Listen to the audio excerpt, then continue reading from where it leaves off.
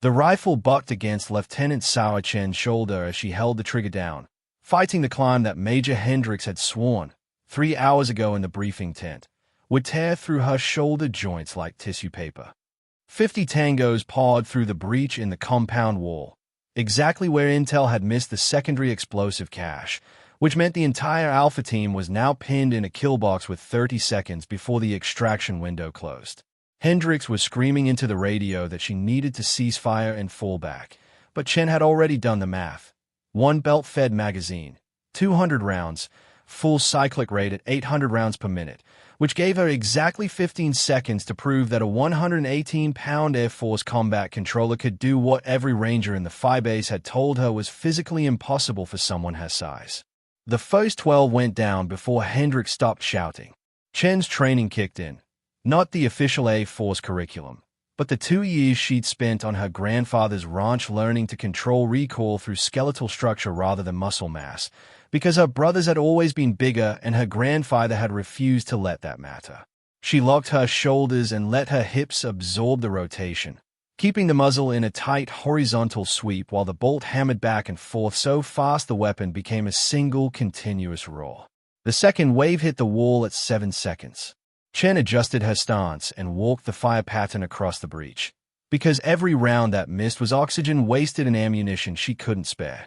The M249 was designed for suppressive fire, not precision, which was exactly why Hendricks had assigned it to Corporal Davies, who outweighed her by 90 pounds and had qualified expert on cruised weapons 3 times. But Davies was currently bleeding out behind a concrete barrier with shrapnel in his femoral artery, which meant Chen had approximately 11 seconds left to either prove Hendricks wrong or validate every assessment report that had kept her locked in radio operations for the past 18 months. 20 tangos down. 30. Chen felt the heat building in the barrel, the weapon trying to pull right as the gas system heated unevenly, but she compensated by shifting her weight and letting the recoil pattern work with her instead of against her. 40 enemies were now visible in the breach, scrambling over their dead, and the extraction Black Hawk was spooling up 200 meters behind her position, which meant the pilot would lift off with or without Alpha Team in exactly 4 seconds. Hendricks had stopped yelling and started praying, which Chen registered only as background noise while she tracked the final sweep across the kill zone. The belt ran dry at 48 confirmed kills. The last 2 tangos froze at the top of the breach, staring at the wall of their dead, and Chen watched them turn and retreat through scope-clear eyes before she finally released the trigger. The sudden silence felt like a physical pressure change.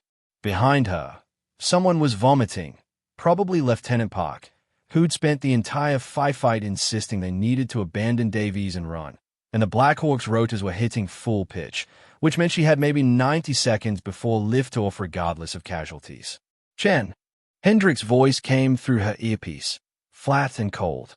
You are fire support. Permanently. She'd expected that. What she hadn't expected was the Major's next transmission, directed at the Phi Base TOC, document that Chen violated direct orders to cease fire and nearly compromised the entire extraction. The lie came so smoothly that Chen almost missed it, but then she heard Park's voice backing Hendricks up on the command channel, confirming the order violation story, which meant by the time they got back to Bagram, she'd be facing an Article 15 for the exact action that had just saved 12 lives. Chen slung the M249 and moved toward Davies, because arguing with Hendricks on an open channel would only add insubordination to whatever charges were coming. The corporal was conscious but gray, his hands pressed against the compression bandage that Park had applied too loosely, which meant he'd bleed out before they reached the Black Hawk without proper intervention. She dropped beside him and reset the tourniquet 3 inches higher, cranking it until Davies screamed and his legs stopped pumping blood onto the sand. That hurt worse than getting shot, Davies gasped. You'll need the leg for the statement you're going to give. Chen kept her voice low, knowing that Hendricks was monitoring everything. When they ask what happened, tell them exactly what you saw. Davies nodded, but Chen saw the calculation behind his eyes, the same math she'd been doing since her first week in country, when she'd realized that every Phi base operated on 2 sets of rules. The first set was written in regulations and tactical doctrine. The second set governed which evidence got buried in classified reports and which personnel got transferred to positions where their competence wouldn't embarrass anyone important. Davies had seen her hold full auto fire against recoil that should have torn the weapon out of her hands, but he'd also seen what happened to personnel who contradicted their commanding officer's official narratives. The Black Hawk touched down in a storm of rotor wash and diesel smoke. Chen helped drag Davies toward the bird while Park and Hendricks moved ahead with the rest of Alpha Team, and she registered the way the Major was already talking to the pilot, gesturing toward her in a way that suggested the report was being compiled in real time. The moment they lifted off, she'd lose access to the ground where the evidence lay. 48 bodies at the breach, 200 spent casings in a tight pattern that would prove her fire control, and the M249 itself, still smoking from barrel heat that exceeded normal sustained fire temperatures but remained well within safe operating limits. She made it to the helicopter and was lifting Davies through the door when Hendricks blocked her path. "You're flying back in the second bird. The one with the equipment and the bodies." "There is no second bird." Chen kept her voice neutral despite the rage building in her chest. "The mission brief specified single-craft extraction with no backup." "Then you'll wait for the resupply flight." Hendricks smiled in a way that had nothing to do with humor. "Should be about 4 hours, depending on weather and priority routing. Hope you packed enough water." This was the institutional response. Chen realized, the moment when restraint became actively dangerous. She could push back now, could invoke extraction protocol that mandated all combat personnel on the primary bird, but that would give Hendricks the insubordination charge he clearly wanted. Or she could take the weight, stay on site with the evidence, and trust that 4 hours alone in hostile territory was survivable if she could make it to the secondary rally point before any remaining enemy forces regrouped. Behind Hendricks, Park was watching through the Black Hawk's open door with an expression that Chen had learned to recognize, the look of someone deciding whether to intervene or preserve their own career trajectory. Park had been her bunkmate for 6 months at Bagram, had even covered for her once when Chen had missed curfew after an unauthorized training session with Davies and his weapons team. But Park had also put in for a transfer to Joint Special Operations Command, which required spotless efficiency reports and zero association with personnel under investigation. "I'll take the weight." Chen stepped back from the helicopter, because forcing the issue would cost her the only advantage she still had, time on site with the battlefield intact. Hendricks nodded like he'd expected exactly that answer. "Corporal Park will secure your weapon for inspection and analysis. Standard procedure for any non-standard fire incident."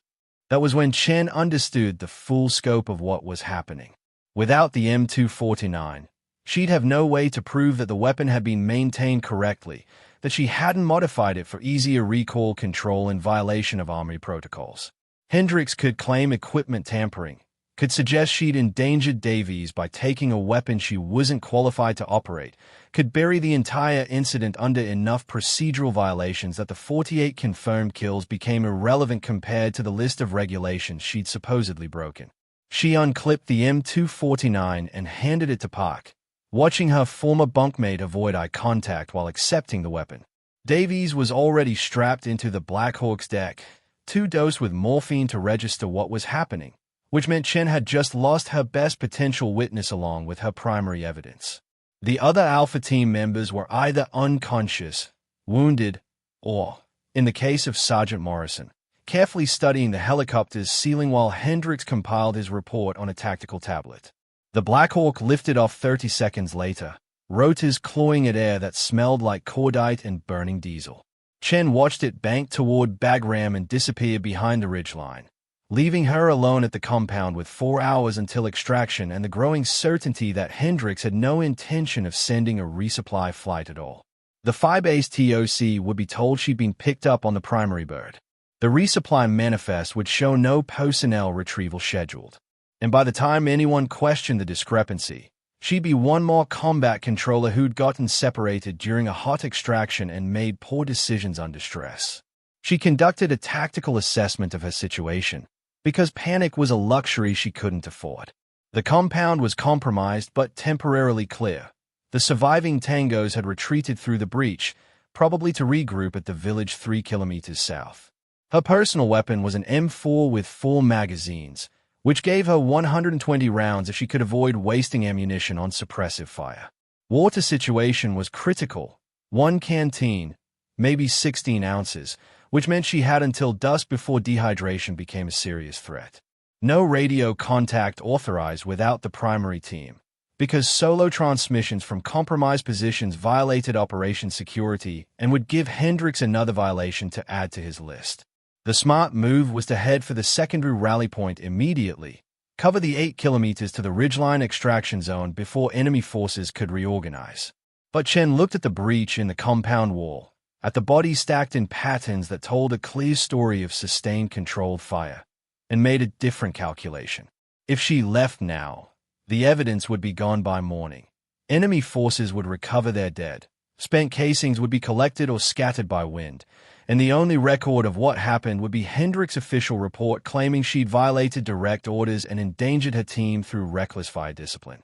She needed proof that would survive institutional pressure, something that couldn't be erased or reinterpreted once it reached personnel review boards at Bagram or, if necessary, at U.S. Central Command.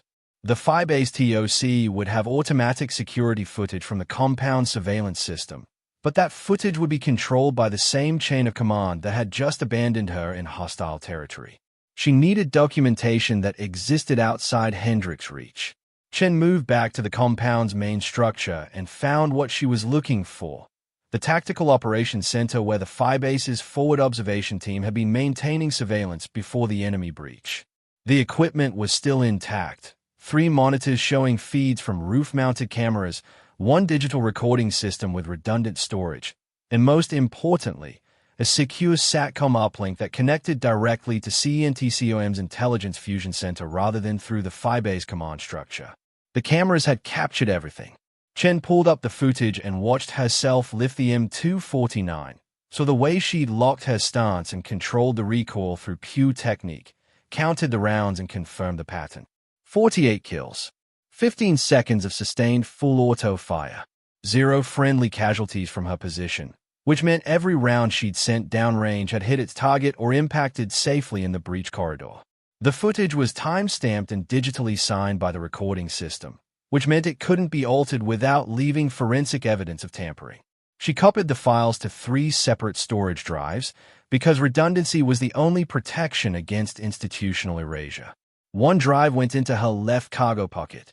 1 went into her right boot, wrapped in tape to survive immersion or impact. The 3rd went into a waterproof pouch that she cached in the compound's ventilation system, marked with chalk symbols that any combat controller would recognize but that looked like routine structural damage to casual observers. The SATCOM uplink was harder.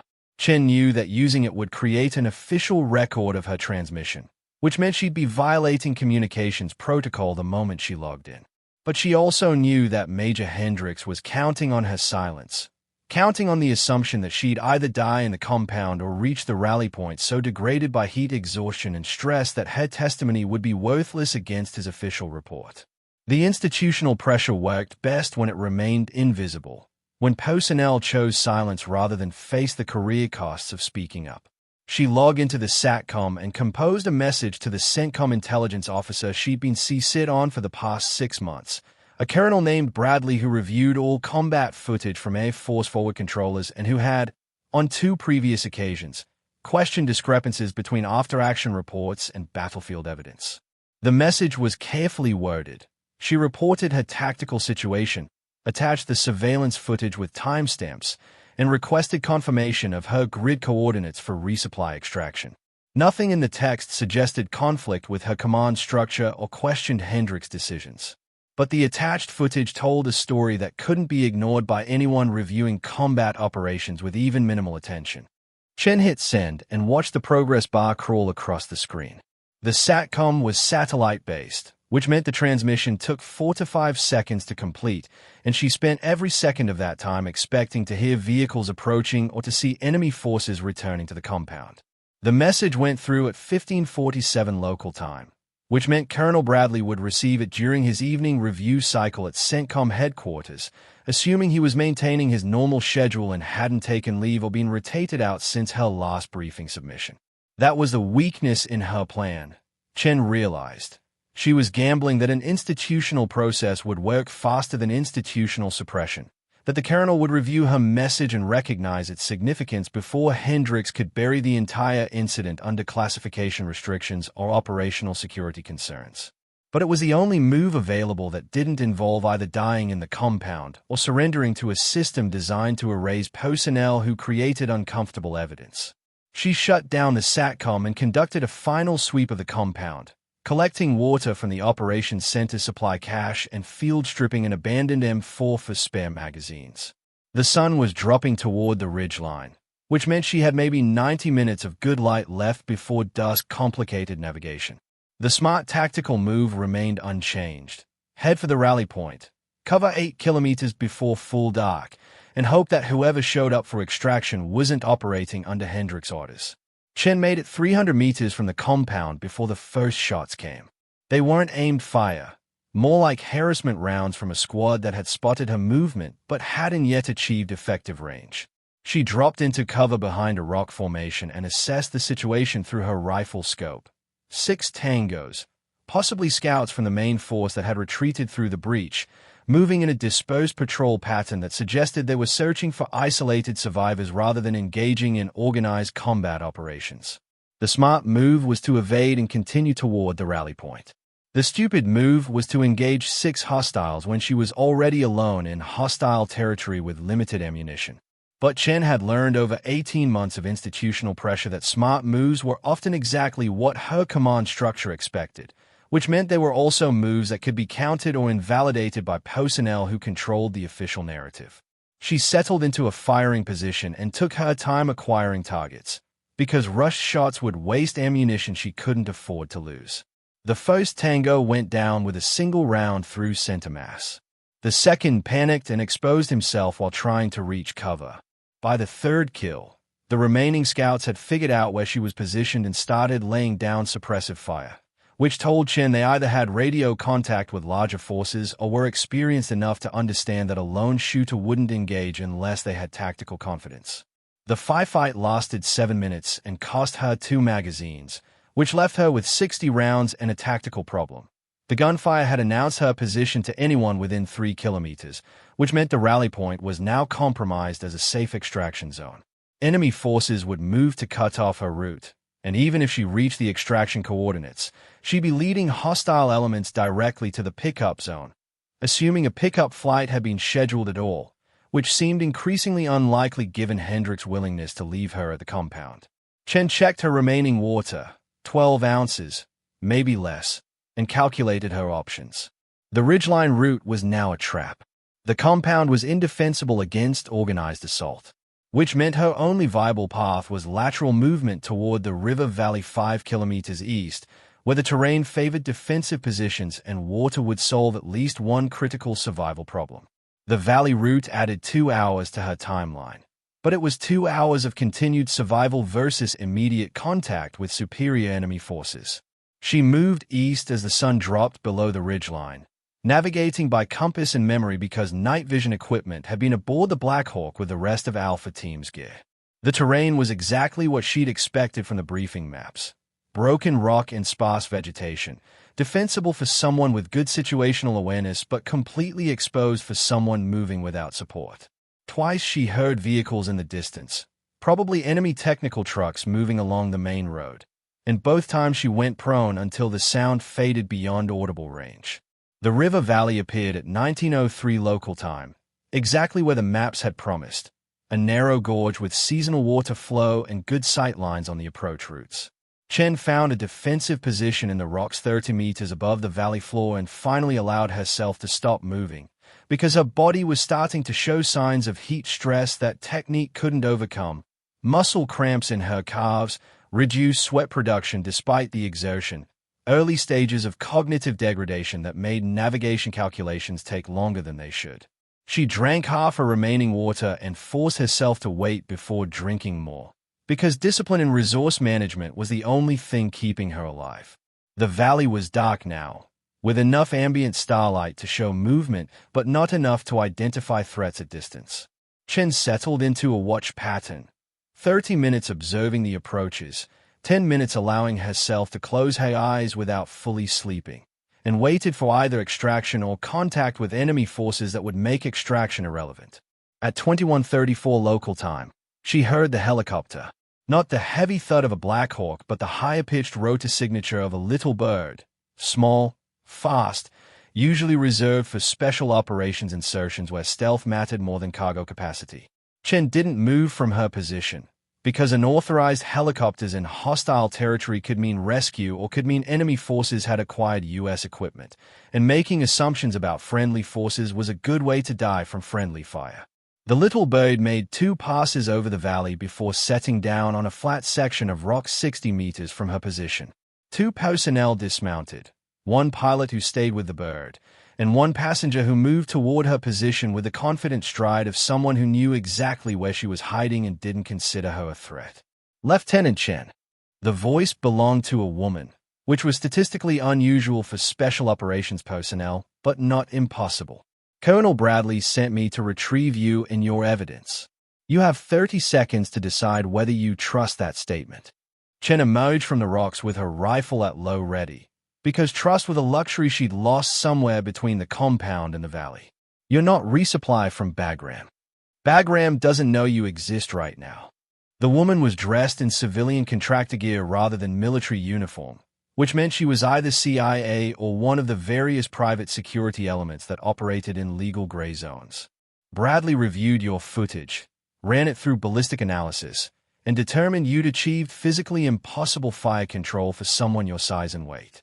Which meant either you were a statistical anomaly worth studying or Major Hendricks was running an institutional suppression operation against personnel who made him look incompetent. Bradley bet on option 2. So he sent a contractor to extract me instead of going through proper channels. Chen kept her rifle pointed at the ground, but her finger stayed near the trigger guard. That's exactly what someone would say if they wanted to disappear a witness. The contractor smiled like she'd expected that response.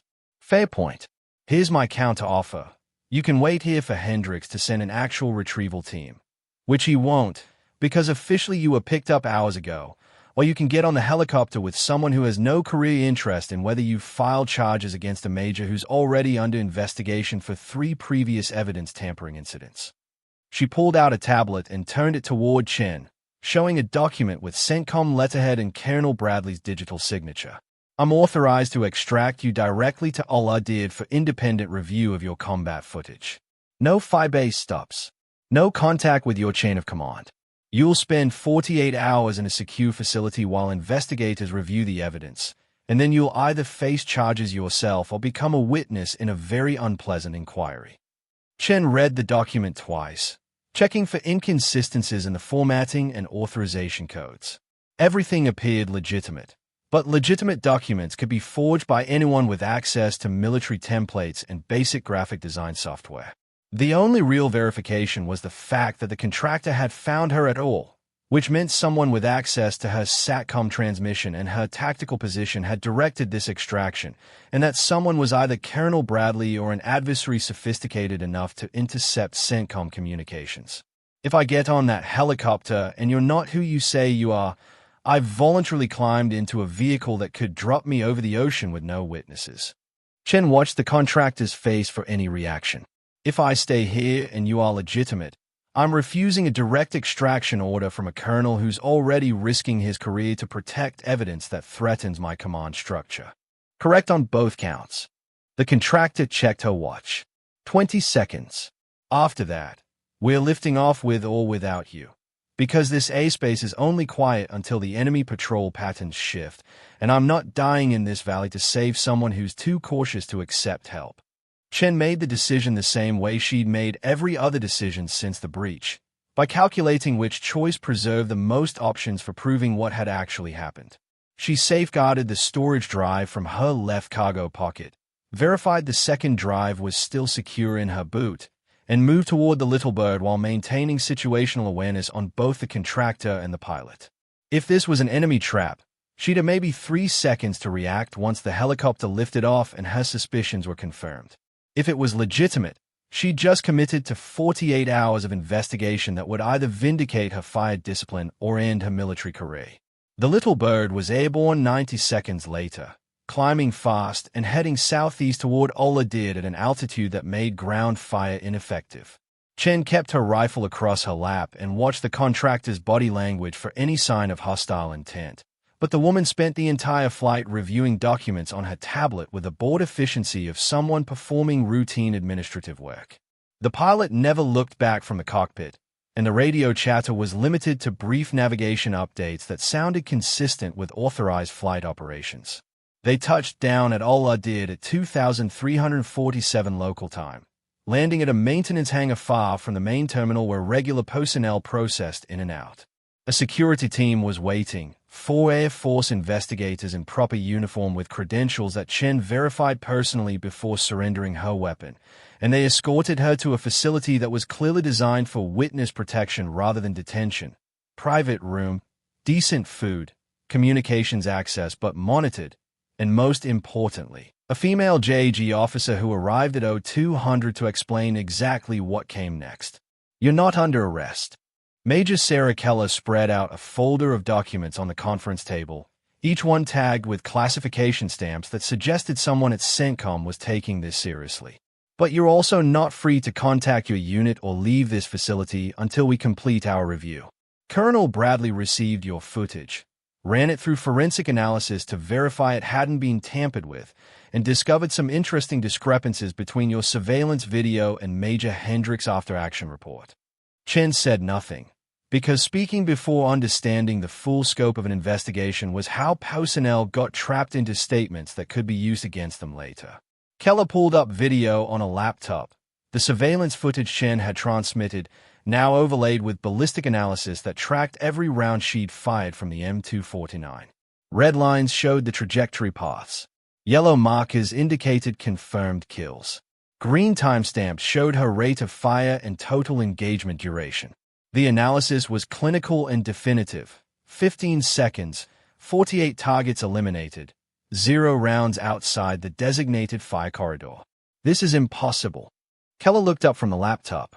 "I've reviewed crew-served weapons training records for the past decade, and I've never seen anyone your size maintain fire control at this level. The recoil forces should have torn the weapon out of your hands or caused significant accuracy degradation after the first 3 seconds." "Should have." Chen kept her voice neutral. "Didn't." Which brings us to Major Hendricks' report. Keller pulled up a second document, the official after-action summary that Hendricks had filed within 2 hours of extraction. "According to this, you violated direct orders to cease fire, nearly compromised the extraction window through reckless engagement of hostile forces, and demonstrated inadequate fire discipline that endangered friendly personnel. It recommends formal Article 15 proceedings and removal from combat operations." Chen had expected that part.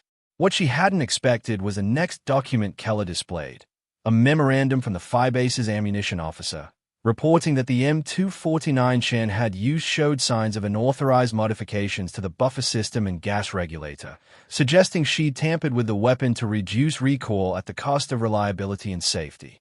That's a lie. Chen felt her control slipping for the first time since the compound. "I took that weapon off Corporal Davies after he was wounded. I didn't modify anything." "We know." Keller closed the laptop with a deliberate click. "The ammunition officer who filed that report. She's engaged to Major Hendricks. The armory records show the M249 was inspected and cleared 4 days ago by a technician who documented 0 modifications. And most interestingly, when we contacted Corporal Davies for his statement about the engagement, he suddenly couldn't remember any details about your fire discipline or the circumstances under which you took control of his weapon."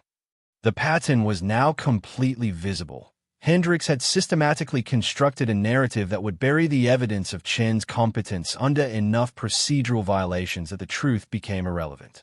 The modified weapon claim would discredit her fire control.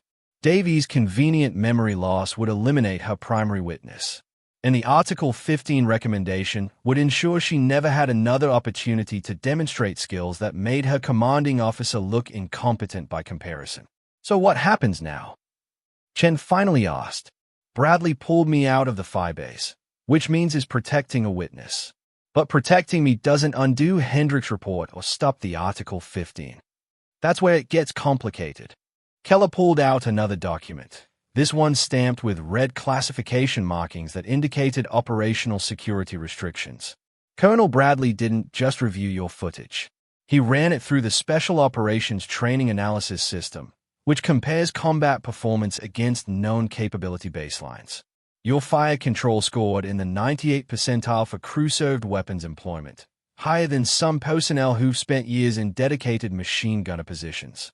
Chen felt something shift in the conversation, moving from defensive investigation toward something else entirely. The combat controller training pipeline is desperate for personnel who can operate crew-served weapons in forward positions. Keller watched Chen's reaction carefully. We lose qualified candidates every cycle because they can't meet the physical requirements for sustained full auto fire.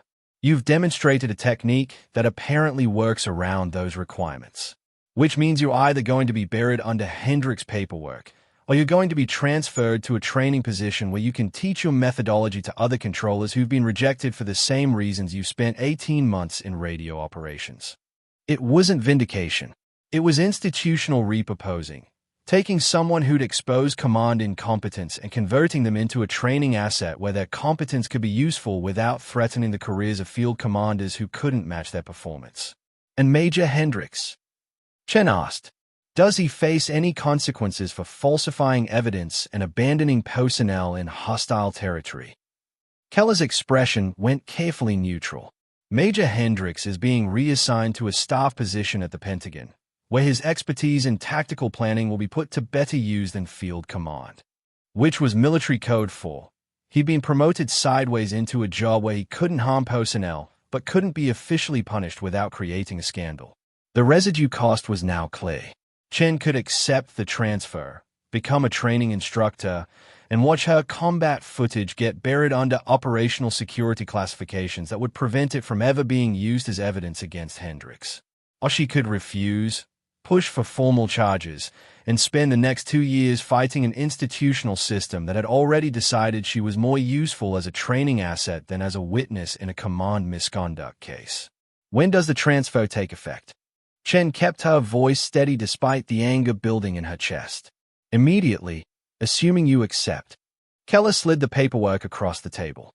You'll spend 6 weeks at Hurlburt Field developing curriculum, then rotate into the training cadre permanently. No more forward deployments. No more phi-base politics. Just training the next generation of controllers and making sure they don't get rejected for physical requirements they can learn to overcome.